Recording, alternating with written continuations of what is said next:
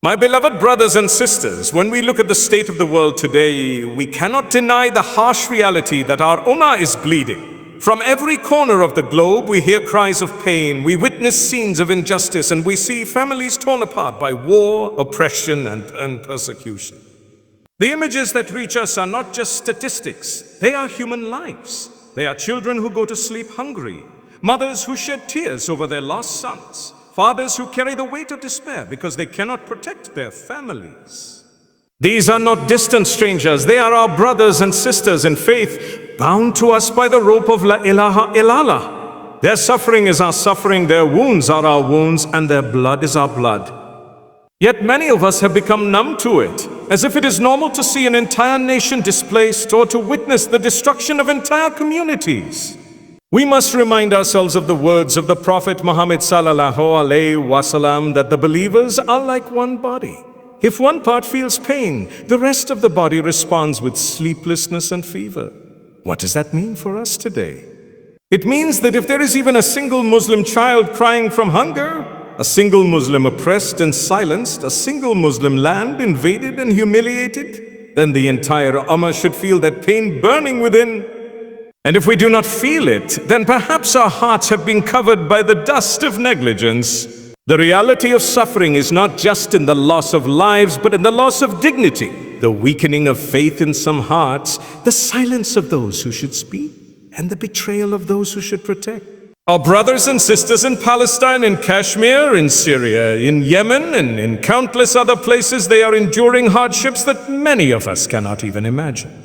The tragedy is not only their oppression, but also the indifference of the rest of the world, and sometimes even the indifference within the Ummah itself. We scroll past their pain on our screens, we shed a tear perhaps, but then we continue with our lives as though nothing happened.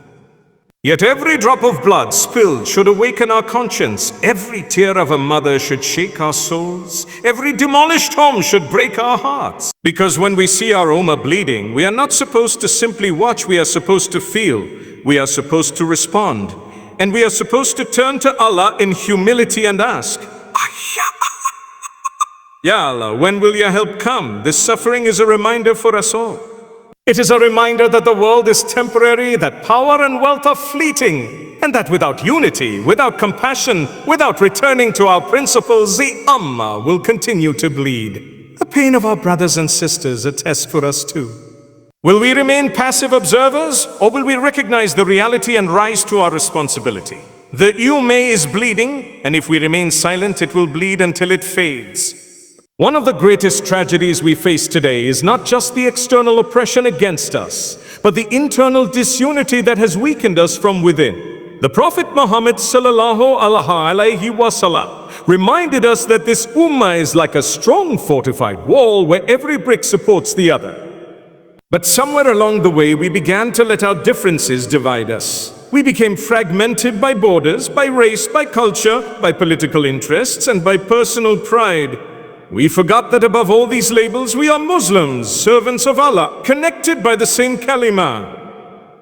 Instead of standing shoulder to shoulder as one body, we have allowed ourselves to become scattered pieces, vulnerable to those who seek to exploit our weakness. When one group of Muslims is in pain, it should not matter whether they speak our language, whether they share our culture, or whether they live thousands of miles away. Their suffering is our suffering. Yet too often we see Muslims dismissing the struggles of others but the truth is that unity starts with us, with ordinary believers who choose to forgive instead of hate, to cooperate instead of compete, to embrace instead of reject. Every small act of unity, helping a brother, defending a sister, supporting a cause, or standing up against oppression, is like a drop of water that joins with others to form a mighty river. When unity is absent, even the strongest body becomes weak. But when unity is present, even the weakest body becomes strong. Our enemies know this, which is why they work tirelessly to divide us. The question is, do we know it? Do we understand that our healing lies in unity? That the bleeding of the Ummah will only stop when we choose to rise together? The power of unity is not a dream, it is a responsibility, and until we embrace it, the Ummah will continue to bleed. As we reflect on the pain of our Ummah and the importance of unity, we must also remind ourselves that unity is not only a feeling in the heart, it must be translated into both dua and action. Too often, we either limit ourselves to making dua without striving, or we throw ourselves into action without seeking Allah's help. The reality is that both are necessary and both are powerful when combined with sincerity. Dua is the weapon of the believer, the connection that ties us to the Lord of the worlds. It is through dua that we acknowledge our weakness, our helplessness, and our need for Allah's guidance and mercy. When we raise our hands for our brothers and sisters suffering in Gaza, in Kashmir, in Yemen, in Sudan, or anywhere else, we are not merely asking for change. We are affirming that Allah alone has power over all things. Every sincere tear that falls in dua, every whispered plea in the depths of the night is a light that reaches the heavens. But we cannot stop at dua alone, because dua is not a substitute for responsibility, it is a source of strength for responsibility. Action is the reflection of sincerity. If we truly care about the bleeding of the Ummah, then our concern should be visible in the way we live. Action does not always mean great public efforts. Sometimes it begins in the smallest ways. It means raising awareness, supporting those who are oppressed, giving in charity, speaking out when others remain silent, and using whatever platform we have to amplify the cries of the voiceless. It means sacrificing our comfort, our wealth, our time, and even our reputation if that is what it takes to stand for justice. Action is proof that our dua is genuine, that our hearts are not content with only words, but are driven to strive in whatever capacity Allah has given us. The combination of dua and action is what has always defined the strength of believers. The Prophet and his companions did not sit silently when oppression struck. They prayed with sincerity and they strove with all that they had. That balance is what we must revive today. If we lean only on dua without action, then our words risk becoming empty. If we act without turning to Allah, then our actions will be hollow and stripped of barakah. But when the two come together, they transform into a force of change, a means of healing, and a source of hope for the Ummah. We must ask ourselves, are our du'as sincere enough to bring tears to our eyes, and are our actions strong enough to bring relief to the oppressed? If both are missing, then perhaps we are contributing to the silence that allows the Ummah to bleed. The bleeding of the Ummah will not stop with dua alone, nor with action alone, but with the two together, tied firmly with sincerity. In times of pain and chaos, when the Ummah is bleeding and wounds seem endless, it is easy to feel lost, as though solutions are far beyond our reach. But the truth is that the solutions have always been near, preserved in the guidance of the Quran and the Sunnah. Allah has not left us without direction. He has given us a complete way of life, a roadmap to strength, honor, and healing. The problem is not that guidance is missing. The problem is that we have turned away from it. When we ignore the Quran, when we abandon the Sunnah, when we allow our desires and worldly pursuits to take priority over divine wisdom, we cut ourselves off from the very source of light that was meant to guide us out of darkness. The Quran is not just a book of recitation to be beautified on our tongues. It is a book of transformation, a book of action. It speaks to the heart of every struggle we face. It reminds us of patience when the world feels unbearable. It teaches us justice when oppression surrounds us. It calls us to unity when division breaks us. And it brings us hope when despair threatens to consume us. Every verse is a reminder that Allah is with those who believe, that victory is promised to those who are steadfast, and that relief always comes after hardship. But how often do we truly live by these verses? How often do we take the Quran as our manual for life, instead of just a book for ceremonies? The Sunnah of the Prophet Muhammad sallallahu alaihi wasallam is also a treasure we neglect. In his life, we see the blueprint for resilience, compassion, and leadership.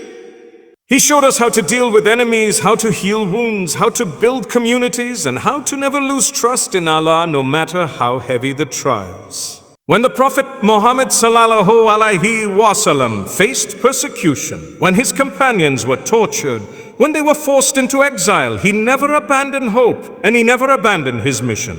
He stood firm upon the Quran, and his example became a light for the entire Ummah. That same Sunnah is alive today, waiting for us to embrace it and live it, not just admire it from a distance. If we truly want healing for this Ummah, if we want to stop the bleeding, then we must return to the foundations that made us strong in the first place. We must read the Quran not only with our eyes but with our hearts, allowing it to guide every decision we make. We must revive the Sunnah in our homes, in our communities, and in our dealings with others. We must stop searching for solutions outside, while the true solution lies within what Allah has already given us. The Ummah will continue to bleed until we return wholeheartedly to the Quran and the Sunnah, for in them lies the cure to every wound. When we look at the state of the Ummah, it is easy to fall into despair. The pain is deep, the wounds are many, and the injustices seem endless. But as believers, despair is never an option, because Allah has promised us that no matter how dark the night, the dawn will come. The bleeding of the Ummah is heartbreaking, but it is not the end of the story. Allah reminds us in the Quran that hardship is always followed by ease, that struggle is always followed by relief, and that victory belongs to those who are patient and steadfast. This is not just hope for tomorrow, it is a guarantee from the one who never breaks his promises. In every moment of history, when Muslims were broken, when they were crushed and humiliated, Allah raised from among them people of faith who carried the banner of truth and revived the Ummah. Today may seem overwhelming, but it is also filled with opportunities for us to be among those who revive, those who heal, those who build. Every believer, no matter how small they think their efforts are, has a role in this. The bleeding Ummah does not need spectators, it needs healers. It does not need passive sympathy, it needs active commitment. And every drop of effort counts, every sincere dua is recorded, every act of sacrifice adds to the light that will eventually overcome the darkness. Hope is not simply about waiting for Allah's promise to unfold. Hope means striving with faith, even when the odds seem against us. Hope means planting seeds, even if we do not live to see the tree grow. Hope means knowing that no tear shed for the sake of Allah, no injustice endured with patience, and no effort made for the Ummah will ever be wasted. Allah sees it all, and His justice is certain. We must hold on to the belief that the blood and tears of our brothers and sisters are not in vain. Their sacrifices will be honored, their patience will be rewarded, and their stories will inspire generations to come. The enemies of Islam may think they are powerful, but history has always shown that the oppressors eventually fall, and the truth always rises. The key is that we, as believers, remain steadfast and do not let despair paralyze us. So while the Ummah is bleeding today, let us not forget that within this bleeding there is also a rebirth taking place. Hearts are awakening, faith is deepening, and more believers are turning back to Allah with sincerity. That in itself is a sign of hope, because every revival begins with the heart. The Ummah is bleeding, yes. But the promise of Allah is stronger than any wound, and the dawn is always closest when the night is darkest.